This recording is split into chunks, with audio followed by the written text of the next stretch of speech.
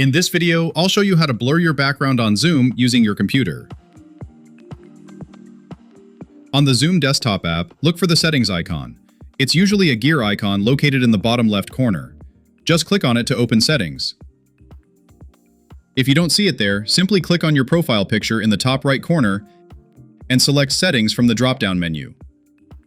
If you're on macOS, you can also just click on Zoom Workspace up in the menu bar and choose Settings. Basically, there are a few different ways to get there. Once the settings window is open, click on Video and Effects in the left sidebar. Then, make sure you're in the Virtual Background tab. By default, it's set to None, which means no background effects are applied. To blur your background, simply click on the Blur option. Zoom will automatically blur your surroundings while keeping you perfectly in focus.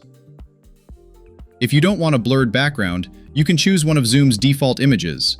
The app will replace your real background with the image you select. These are static backgrounds, but if you look for the ones with a little video camera icon, those are animated backgrounds.